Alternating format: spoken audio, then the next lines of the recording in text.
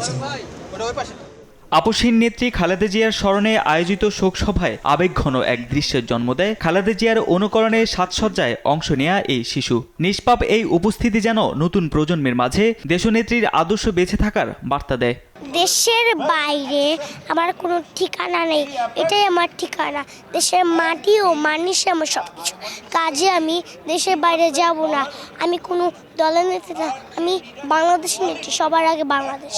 শুক্রবার বিকেলে জাতীয় সংসদ ভবনের দক্ষিণ প্লাজায় আয়োজিত শোকসভায় অংশ নেন বিভিন্ন পেশার শীর্ষ ব্যক্তিত্ব, গবেষক, চিকিৎসক, প্রকৌশলী, শিক্ষক সহ রাজনৈতিক, সামাজিক ও সাংস্কৃতিক সংগঠনের প্রতিনিধিরা।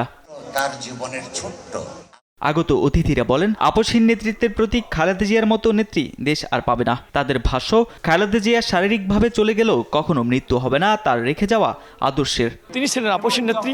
আজকে তার এই মৃত্যুর মধ্য দিয়ে আমরা তার রুহের মারফত কামনা করছি।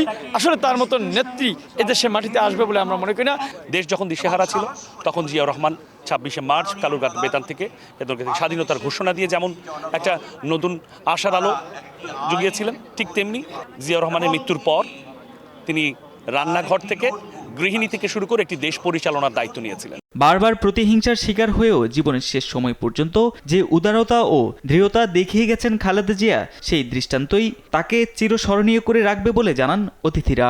তার ভালোবাসা, তার শ্রদ্ধা, তার দিক নির্দেশনায় আমরা যাতে চলতে পারি। উনি মনে করবেন যে শিক্ষক বান্ধব ছিলেন এবং শিক্ষা খাতে যে সে কত অবদান রাখছেন আমরা বলতে পারবো না।